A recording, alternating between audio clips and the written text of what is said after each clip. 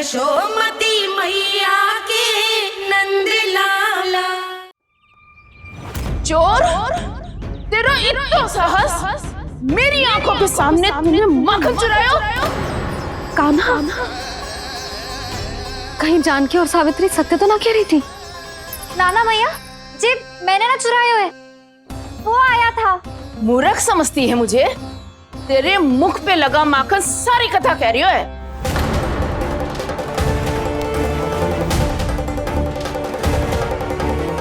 आपको धोखा हो रहा है मैया, मेरे मुख पर माखन अवश्य लगो है, पर जे मैंने ना खायो, वो आया था। बस कर, सब पता है मुझे। सुबह से ही दृष्टि थी तेरी इस माखन पे। मैं सत्य कह रही हूँ मैया, मेरा विश्वास कीजिए, वो आया था और उसी ने माखन खायो है। वो आया था, वो आया था। अरे कौन आया था? कान्हा, कान्हा, कान्हा।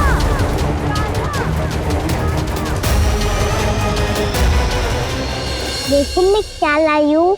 इसके लिए पकड़े जाने का संकट क्यों उठाया तुमने? वही तो कहते हैं कि लोग कभी ना करना चाहिए। अरे ये मेरे लिए थोड़ी ना है, ये हमारी टोली के लिए, हमारे सदस्य के लिए है। काहे भगवान महाराज?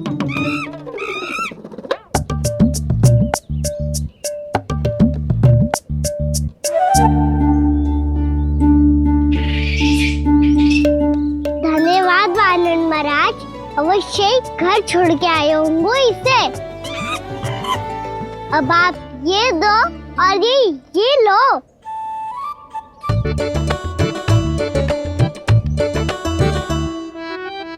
ये तो बहुत बुद्धिमान वानर है।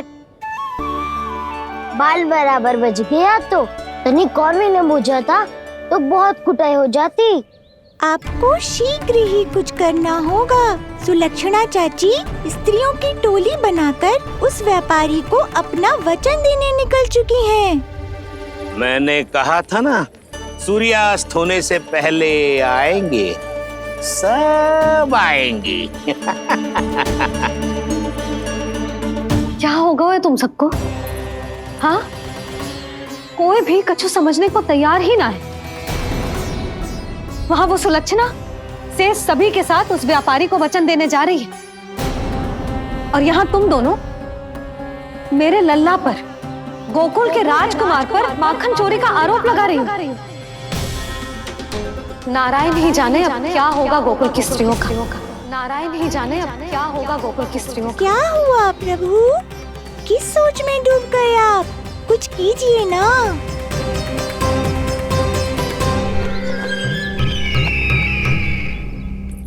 मुझे अच्छी तरह स्मरण है भैया, आपको मेरे हाथ की बनी खीर बहुत प्रिय लगती थी।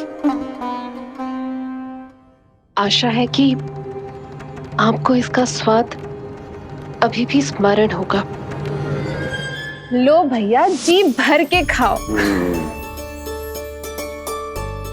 ऐसी मिठास तो ना गुड़ ने सीखी है ना मधु को पता है।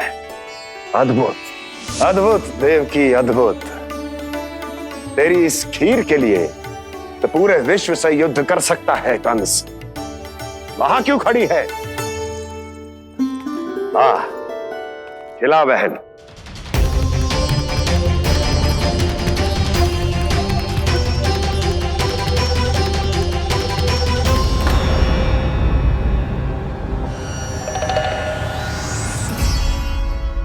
चिंता की आवश्यकता नहीं है भैया, मैंने कोई विष नहीं मिलाया। नहीं, खिला।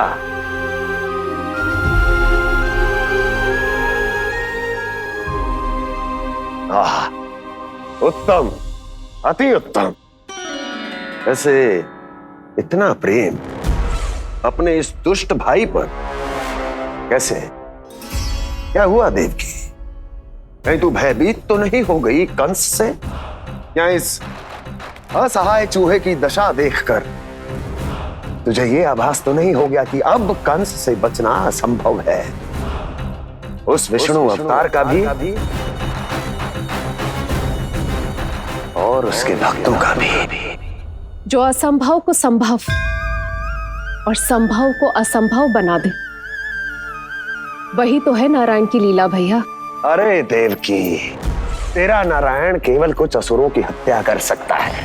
उस असुर का क्या बिगाड़ेगा जो विकार बनकर उसी के भक्तों को भीतर से जकड़ ले। जो भक्त श्री नारायण की भक्ति में जकड़े हुए हैं, उन्हें नारायण इतनी सरलता से किसी विकार में नहीं पड़ने देंगे और ना ही उन्हें निराश होने देंगे।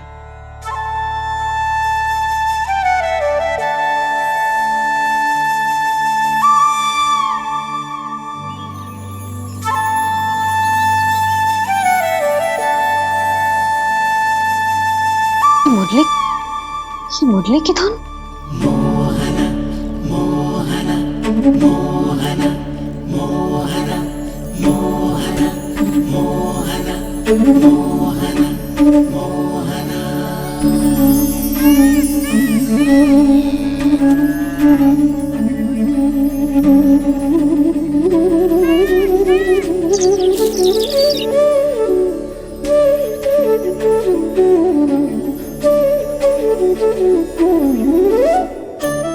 सुमति, सुना तुमने? हाँ, कितना मनमोहक है जी।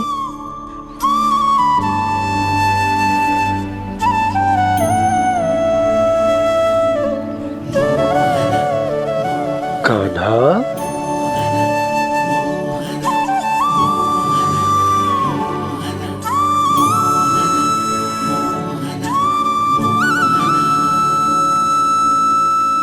कैसी धुन है ये?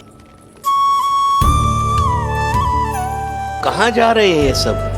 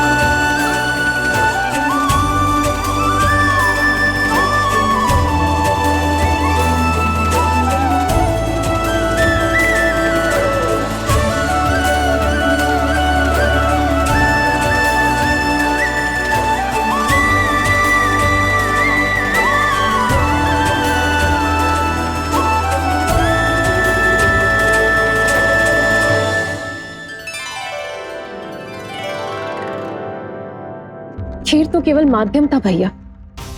सत्य तो ये है कि मैं केवल आपको इतना बताने आई थी कि श्री नारायण अपने भक्तों को किसी न किसी तरह सही मार्ग अवश्य दिखाते हैं। नारायण उन्हें लोग तो क्या किसी भी जाल में नहीं फंसने देते, कभी नहीं। नारायण उन्हें लोग तो क्या किसी भी जाल में नहीं फंसने देते। कैसी लगी मेरी मुरली की धुन? अच्छी थी ना? आनंद आयो?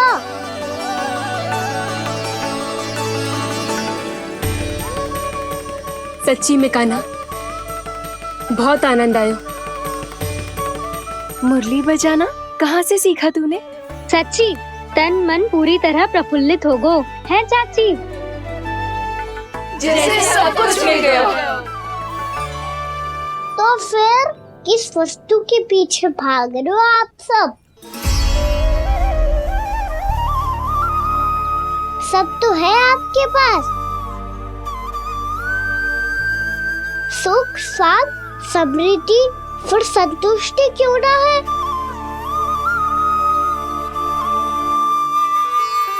मेरा नन्हा सा कान्हा इतनी समझदारी की बात कर रहे हैं। अब जिस धन को पाने के लिए इतने आतुर वो आज मिलेगा तो सही, पर कल व्यय भी तो हो जाएगा। और यदि किसी ने बहुत प्रयत्न करके ढेर सारा धन एकत्रित भी कर लिया तो जीवन के बाद वो उसे अपने साथ थोड़े ही ले जाएगा। इस धरती पर जन्म लेने वाले सभी प्राणियों की सारी संपदा, यहाँ तक कि उनका तन भी समय आने पर मिट्टी में मिल जाता है। आशीष पति आत्मा वो तो परमात्मा के चरणों में चली जाती है।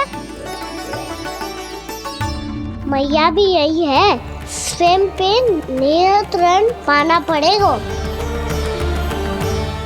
ये सब मेरे बाबा समझाते हैं। मैं तो समझ गया, अब आप सब भी समझ जाओ ना तो क्या कान्हा? ना तो लोक का राक्षस जकड़ लेगो।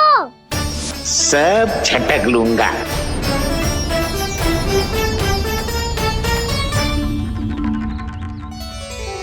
मैंने सही कहा ना बाबा?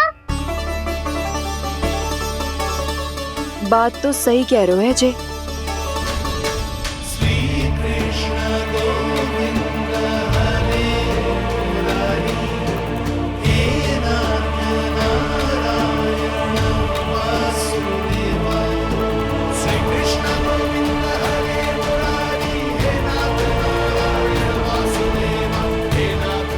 बस अब ये उस मार्ग पर चले जो प्रभु ने इन्हें दिखाया है, संतुष्टि का मार्ग।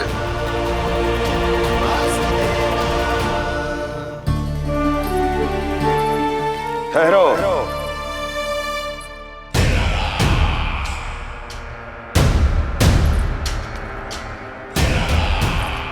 तो तेरे कहने का अर्थ यह है कि तेरा नारायण अपने भक्तों को मार्ग दिखाएगा और वो गोकुलवासी मेरे षड्यंत्र से बच जाएंगे।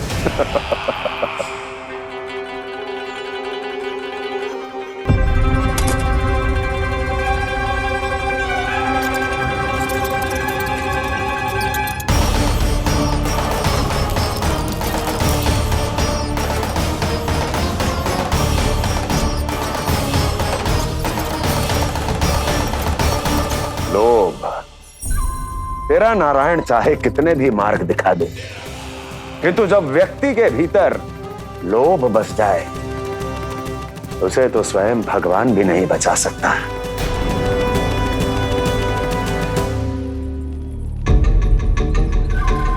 व्यापारी जी सब वापस लौट कर आ रहे हैं।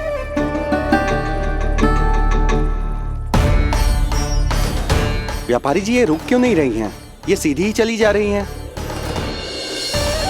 सब झटक लूंगा। मैंने कहा था ना, मैं अपनी चाल अंत में चलूंगा।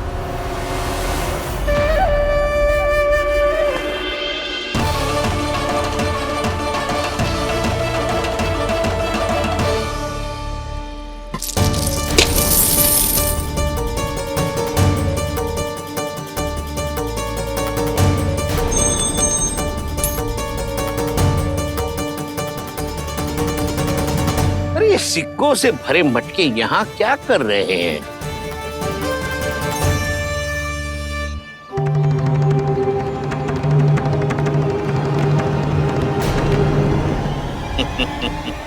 लगता है लक्ष्मी जी स्वयं आपके पास आना चाहती हैं। सब तो है आपके पास, सुख, स्वाद, समृद्धि, फिर संतुष्टि क्यों ना है? ऐसे मटकों में छुपा कर क्यों रखा है इन सिक्कों को? अरे पोटली में बांधिए, गोकुल वासियों को देना है कि नहीं? जाओ जाओ जाओ, चलो चलो, ये लो।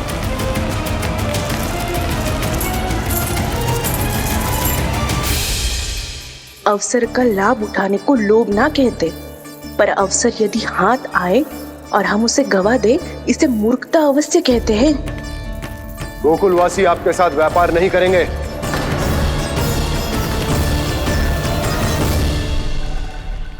आप जा सकते हैं यहाँ से।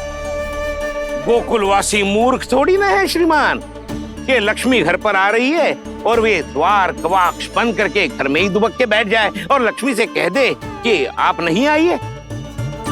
ये अच्छी तरह जानते हैं श्रीमान कि धन इनका जीवन बदल सकता है। पुरुषों को सुख, शांति, ऐश्वर्य सब प्राप्त हो सकता है और महिलाओं को मिल सकते हैं नए नए वस्त्र, तरह तरह के आभूषण, जो चाहे वो।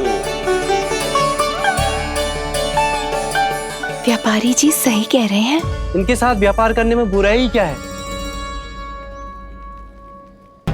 एक छोटी सी बात समझ में ना आ रही है आपके?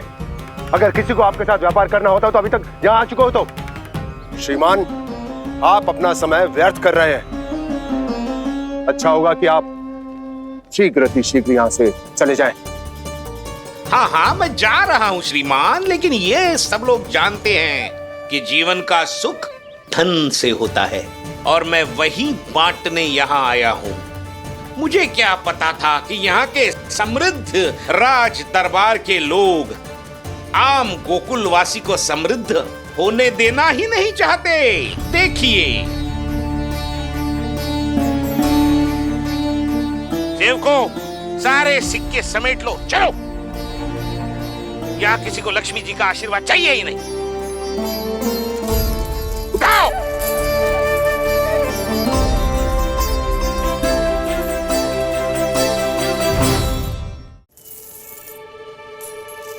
नाना व्यापारी जी, हम आपके साथ व्यापार करने के लिए तैयार हैं। हाँ, हम भी तैयार हैं। सुलक्षणा? हाँ हाँ व्यापारी जी, हम दोनों भी तैयार हैं। हम सबको आपके साथ व्यापार स्वीकार है।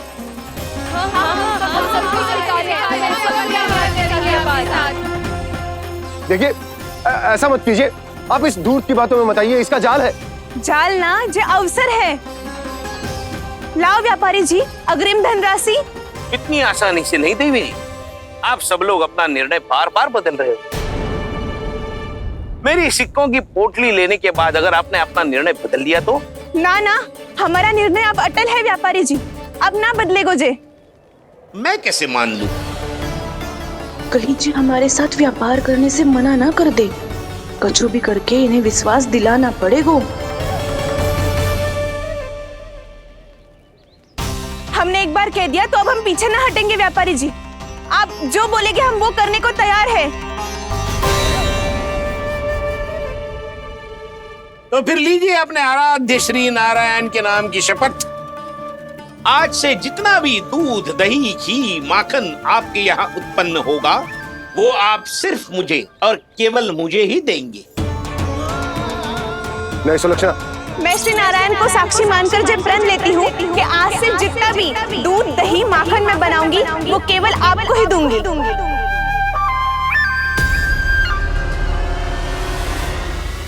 मैं भी श्री नारायण को साक्षी मानकर प्रण लेती हूँ। मैं भी प्रण लेती हूँ।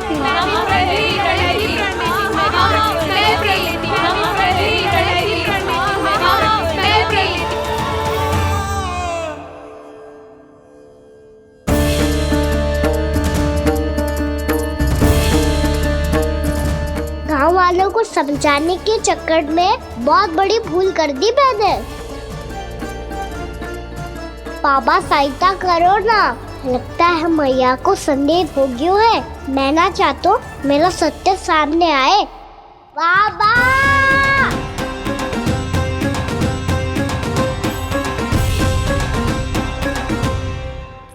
यशोदा, क्या होगा? क्या होगा?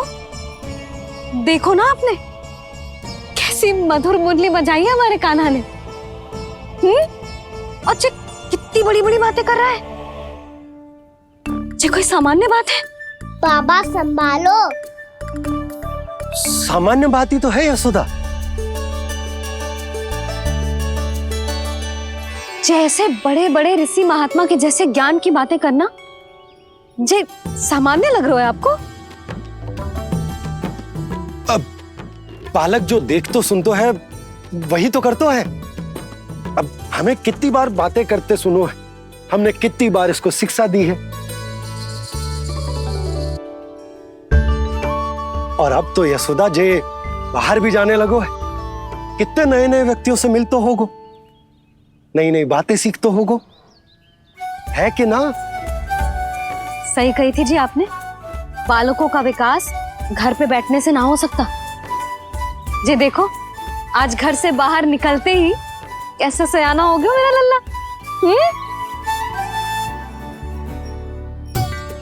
इन सब की तो मत ही मारी गई है, जो मेरे इतने समझदार लल्ला को माखन चोर बनाने पे तुली हुई है सबकी सब। क्यों रे, इतनी शीघ्र इतनी बड़ी बड़ी बातें करने लगो तू? बड़ा भी तो हो रहा हूँ मैया। बहुत बड़ा हो गया है ना तू। अब चल घर चल के मुझे बता, और क्या क्या सीखा है तूने? तू तो बचको का ना, पर इन गांव वालों का क्या होगा? मेरा कार्य मार्ग दिखाना था बाबा। अब वो कौन सा मार्ग चुनेंगे ये तो उन्हीं पर निर्भर है।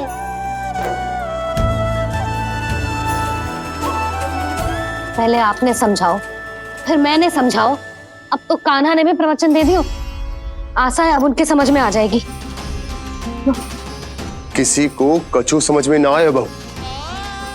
उस दूध के सिक्कों की खनक ने सबको अंधा और बहरा बना दिया। सबने श्री नारायण के नाम का प्रण लेकर उसे वचन देती हो। अब से अपना सारा दूध, दही, माखन सब कुछ केवल और केवल उस व्यापारी को ही देंगे। जिन्हें मैया भी नहीं समझा पाई, उन्हें तो नारायण भी नहीं समझा सकते हैं।